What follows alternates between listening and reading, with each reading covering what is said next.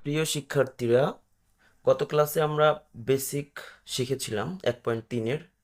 আজকে আমরা সরাসরি অঙ্কে চলে যাব। আমরা যেহেতু বেসিক শিখেছিলাম, সেক্ষেত্রে আমরা বেসিকটাকে কাজে লাগাবো। কিভাবে কাজে লাগাবো দেখেন, এখানে তাকান। 1 নম্বর অঙ্কটা আছে 1.3-এর, মৌলিক গুণনীয়কের সাহায্যে গসাগু নির্ণয়। আমি বলেছিলাম একটা অঙ্ক করার আগে প্রশ্নটাকে বারবার পড়বেন, কি চেয়েছে সে অনুযায়ী আপনি অ্যান্সার করার চেষ্টা করবেন। দেখেন, মৌলিক গুণনীয়কের সাহায্যে গসাগু নির্ণয় করতে হলে আমাদের কি দরকার সেটা আমরা বেসিক ক্লাসে দিয়েছিলাম আপনাদেরকে। দেখেন কি দরকার, সংখ্যাগুলো আলাদা মৌলিক গুণনীয়ক বের করতে হবে। এরপরে সেখান থেকে কমনগুলোকে আলাদা করে সেই কমনগুলোকে আবার গুণ করতে হবে। সেই গুণ করে যে গুণফলটা আমরা পাবো সেটাই হলো আমাদের গসাগু। তাহলে আমরা সরাসরি কাজে চলে যাই। দেখেন তাহলে আমাদের প্রথম অঙ্কটায় কি আছে। 1 নম্বর অঙ্ক, একের কি ক নম্বর অঙ্ক। একের ক নম্বর অঙ্কটা কি আছে? একের ক নম্বর অঙ্কটা আছে হলো 44, তারপরে হলো 240, তারপরে হলো 612। আমরা যেহেতু বেসিক শিখেছি, সরাসরি আমরা অঙ্কে চলে যাব। প্রত্যেকটার আলাদা আলাদা মৌলিক গুণনীয়ক আমরা এখন বের করব। দেখেন তাহলে কিভাবে বের করি। 144-এর আমরা মৌলিক গুণনীয়ক বের করব। সেটা হলো, এটাকে আমরা ভাগ করব। প্রথমে ছোট ছোট সংখ্যা দিয়ে আমরা ভাগ করব, একদম ছোট সংখ্যা দিয়ে আমরা ভাগ করব। এরপরে যতক্ষণ পর্যন্ত আমাদের ভাগশেষ 0 না হবে ততক্ষণ পর্যন্ত আমরা ভাগ করতেই থাকব। বুঝেছেন? এটাই হলো সিস্টেম। তাহলে আমরা প্রথমে 2 দিয়ে ভাগ করতে পারবো, কারণ জোড় সংখ্যা আছে। বলেছিলাম কোনো সংখ্যার শেষে যদি জোড় সংখ্যা থাকে সেটা আমরা 2 দিয়ে ভাগ করতে পারি। বেসিক ক্লাসে আপনারা দেখে নেবেন। 2 দিয়ে আমরা ভাগ করলে কি আসবে? 144-কে 2 দিয়ে ভাগ করলে কত আসে আমাদের? 72 আসে। ঠিক আছে? কারণ যেহেতু আমি জানি বিষয়টা, সেহেতু আমার জন্য সহজ। ঠিক আছে? এরপরে দেখেন 72-কে 2 দিয়ে ভাগ করা যাবে? অবশ্যই যাবে, শেষে 2 আছে। শেষ অঙ্ক, একক স্থানীয় অঙ্ক 2 আছে, তার মানে আমরা 2 দিয়ে ভাগ করতে পারবো। 72-কে 2 দিয়ে ভাগ করলে আমাদের কত হবে? 36। এরপরে 36-কে 2 দিয়ে ভাগ করা যায়? অবশ্যই যায়, জোড় সংখ্যা আছে। তাহলে আমাদের কি হবে? 18। আবার 18-কে কি ভাগ করা যায়? অবশ্যই যায়, জোড় আছে। এবার 9। আচ্ছা বলুন তো, 9-কে কি 2 দিয়ে ভাগ করা যায়? না, অবশ্যই যায় না। 3 দিয়ে ভাগ করতে হবে। 3 দিয়ে 9-কে ভাগ করলে 3 পাওয়া যায়। এরপরে এরপরে আর কি যায়? না, যায় না। তাহলে আমরা দ্বিতীয় স্টেপে চলে যাব, 240। 240-কে কি 2 দিয়ে ভাগ করা যায়? অবশ্যই যায়, শূন্য আছে একক স্থানীয় অঙ্কে। তাহলে কি হবে? 2 এর সংজ্ঞাটা পড়ে নেবেন। তাহলে আমরা 240-কে 2 দিয়ে ভাগ করলে 120। এখন কি 2 দিয়ে যায়? অবশ্যই যায়, 60 হবে। এরপর কি 2 দিয়ে যায়? অবশ্যই যায়, একক স্থানীয় অঙ্কের দিকে তাকান। হ্যাঁ, 30 হবে। এরপরে কি যায়? অবশ্যই আবার 2 দিয়ে যাবে, 15। এরপরে দেখেন, 15-কে কি আপনি 2 দিয়ে ভাগ করতে পারবেন? অবশ্যই না, 15-কে আমরা 3 দিয়ে ভাগ করব। 3 15-এর ভিতরে কতবার যায়? 5 বার যায়। এরপরে কি আপনি ভাগ করতে পারবেন? না, আর ভাগ করা যায় না। তার মানে আমরা এই সংখ্যাগুলো দিয়ে ভাগ করলাম। এরপরে দেখেন 612। 612-কে আপনি 3 দিয়ে কত দিয়ে ভাগ করতে পারবেন? অবশ্যই 2 দিয়ে প্রথমে ভাগ করতে পারবো, কারণ আমাদের জোড় সংখ্যা আছে, আর কোনো দিকে তাকাবো না। 306। এরপরে দেখেন কত দিয়ে ভাগ করব? আবার কি 2 দিয়ে ভাগ করব? হ্যাঁ, 2 দিয়ে অবশ্যই ভাগ করব, কারণ 6 আছে, একক স্থানীয় অঙ্ক।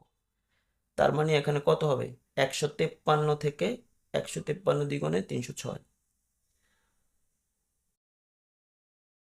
এখন দেখেন, এটাকে কি আমরা 2 দিয়ে ভাগ যাবে? না, যাবে না। কারণ কি?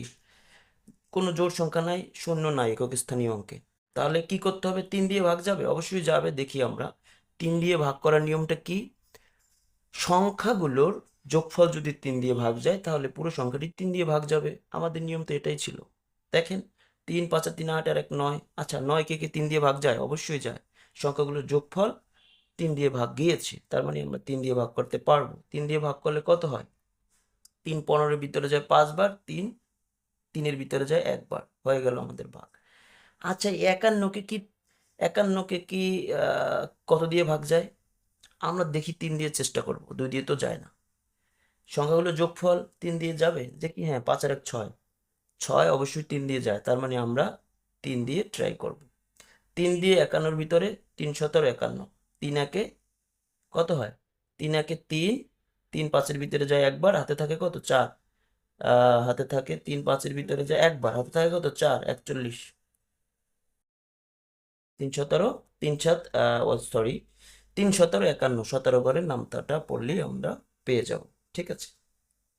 আরেকটা হলো, আর অন্যভাবে আমি যেভাবে করতে চেয়েছিলাম সেটা হলো 3 5-এর ভিতরে যায় একবার, হাতে থাকে 2, 2 সামনে চলে আসবে, সামনে চলে আসলে সংখ্যাটি দ্বারা 21, 21কে আমরা 3 দিয়ে ভাগ করলে 7 পাওয়া যায়। এ হলো আমাদের সহজ সিস্টেম। এভাবেও আমরা ভাগ পরে শিখব। তাহলে আমরা উত্তরটা কি হবে? আমরা তো সবগুলোর মৌলিক সংখ্যা দিয়ে ভাগ করলাম, এগুলো যেগুলো দিয়ে ভাগ করেছি সব মৌলিক সংখ্যা দিয়ে ভাগ করেছি। ঠিক আছে। এখন দেখেন, সবগুলো আমরা মৌলিক সংখ্যা বের করলাম। এখন আমাদের নিয়মটা কি? এখন আমরা এগুলো সাজাবো। আপনাদের সুবিধার জন্য আমি লিখে রেখেছি, দেখেন। আমরা 144কে ভেঙে করার পরে আমরা পেলাম এই মৌলিক গুণনগুলো পেলাম। এবার 240কে ভাঙার পরে আমরা এগুলো পেলাম। 612কে ভাঙার পরে আমরা এগুলো পেলাম। এখন দেখেন, এগুলো পাওয়ার পরে কি বলেছে সংজ্ঞায়? এগুলো থেকে কমনগুলো আলাদা করতে হবে। আচ্ছা, কমনগুলো তাহলে কি? কমন মানে হলো সবগুলোর ভিতরে আছে এমন সংখ্যাগুলোকে আমরা আলাদা করব। আচ্ছা, 2 কি সবগুলোর ভিতরে আছে? আচ্ছা, 2 সবগুলোর ভিতরে আছে। আচ্ছা, 2 নিলাম। এরপরে দেখেন, 2 কি সবগুলোর ভিতরে আছে? পরের 2টা দেখেন, হ্যাঁ, অবশ্যই 2 সবগুলোর সাথে আছে, 2 নিলাম।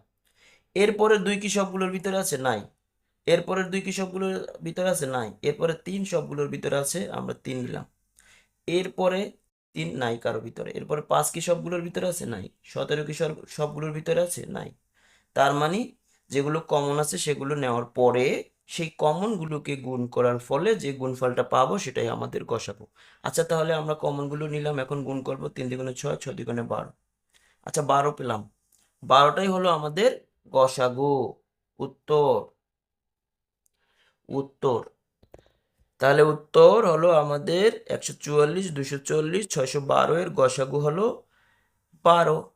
এরপরে আরো সহজ কিছু চান? এরপরে দেখেন, আমরা পরের ধাপে চলে যাব। সেম পরের অঙ্কটা আপনারা নিজেরা করবেন, খ নম্বরটা আপনারা নিজেরা করবেন। খ নম্বর দেখেন, এটা আমাকে করে আপনারা জানাবেন। এই নিয়মে, সেম নিয়মে করবেন।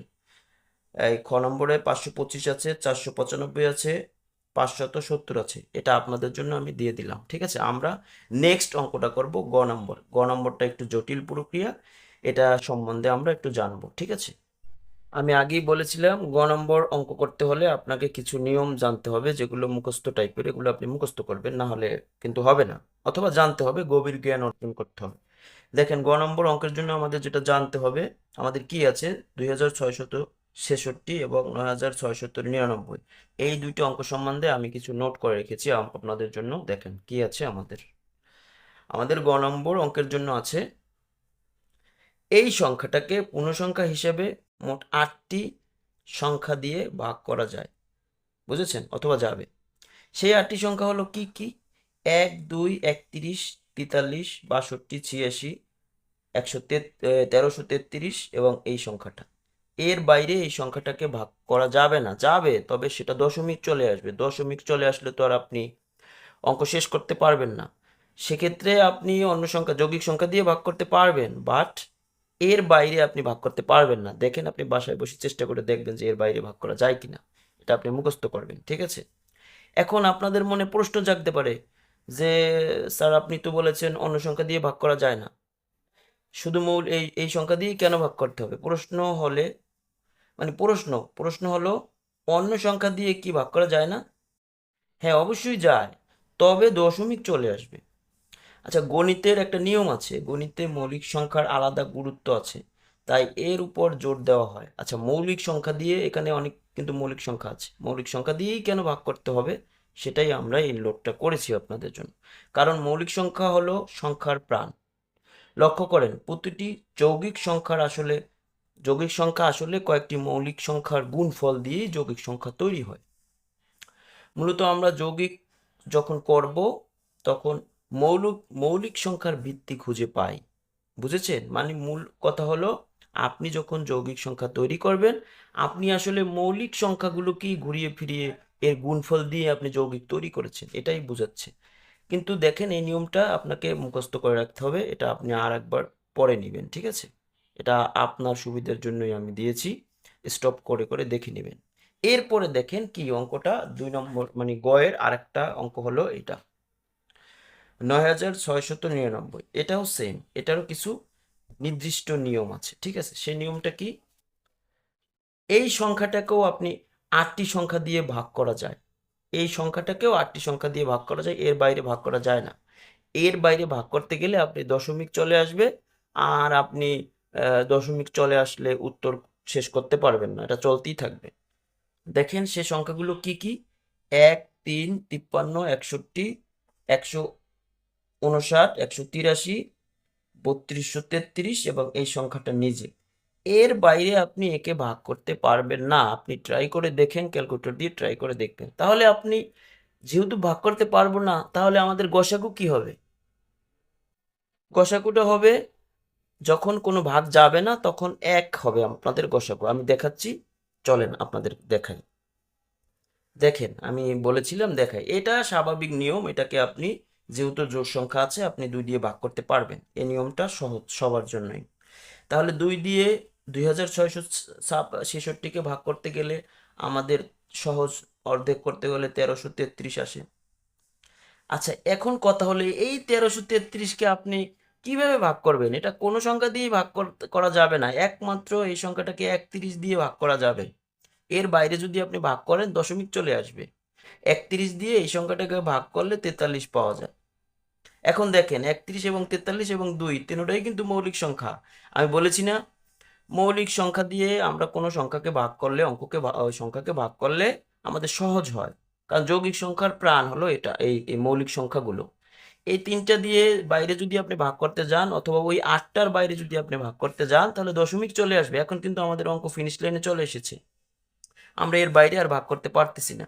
সেম আরেকটা দেখেন, আপনাদের সুবিধার জন্য আমি লিখে রেখেছি, দেখেন এই সংখ্যাকে 3 দিয়ে ভাগ যায়, যোগফল যদি 3 দিয়ে ভাগ যায় তাহলে পুরো সংখ্যাটা 3 দিয়ে ভাগ যাবে। যোগ করেন 9 9 9 3 9 27 আর 6 কত 33, 33কে 3 দিয়ে ভাগ যায়, তার মানে পুরো সংখ্যাটা 3 দিয়ে ভাগ যায়। এরপরে আমি ভাগ করলাম। এরপরে দেখেন এই সংখ্যাটাকে আর কোনো সংখ্যা দিয়ে ভাগ করা যাবে না, করলে আপনি দশমিক চলে আসবে, একমাত্র 53 দিয়ে ভাগ করা যাবে। ঠিক আছে, এই জন্য আপনাকে মুখস্থ করতে হবে কিছু কিছু জিনিস, ঠিক আছে? এরপরে 53 দিয়ে যদি এটাকে ভাগ করেন আপনি 61 পাবেন, ঠিক আছে? এরপরে আমি আপনাকে ওই যে 8টা সংখ্যা দিয়েছিলাম, 8টা ব্যতীত এটাকে ভাগ করা যাবে না, ওই 8টার এখানে 3টা আছে। এখন একবার লক্ষ্য করে দেখেন তো, এখানে 3, 53, 61 তিনোটাই কিন্তু মৌলিক সংখ্যা। আমি বলেছিলাম মৌলিক সংখ্যা দিয়ে আপনি ভাগ করলে অতি সহজে আপনি ফিনিশ লাইনে পৌঁছতে পারবেন, বুঝেছেন? আর যদি আপনি যৌগিক সংখ্যা দিয়ে ভাগ করেন তাহলে আপনি দেখা যায় দশমিক চলে আসবে, অঙ্ক শেষ করতে অনেক সময় লাগে, ঠিক আছে? সহজে বোঝার জন্য এটা নিয়মটা দিয়েছি। তাহলে এখন কি করবেন? আমরা পেয়ে গেলাম, তাহলে কি করব? অতএব আচ্ছা দেখেন তো, আমরা এই ভাগ আর কি কোনো ভাগ যাবে? যাবে না। সেক্ষেত্রে কি করব? আমরা এই সংখ্যাটা লিখলাম, এই সংখ্যাটা লিখলাম, লিখার পরে আমরা মৌলিক গুণ মানে এটা ভাঙার পরে আমরা এই 3টা সংখ্যা পেলাম, এটা ভাঙার পরে আমরা এই 3টা সংখ্যা পেলাম। এখন আমাদের নিয়মটা কি? গসাগু বের করার নিয়মটা কি? কমন গুলো নিব এবং গুণফল গুণ করে গসাগু বের করব। আচ্ছা কমন দেখেন তো, এখানে এখানে কোনোটার ভিতরে কোনোটা কমন আছে কিনা? কোনোটার ভিতরে কোনোটা কমন নেই। কোনোটার ভিতরে কোনোটা কমন না থাকলে গসাগুর সিস্টেম হলো 1 হবে, ঠিক আছে? মানে ভাগ যায় না, এক এক এক হবে উত্তর।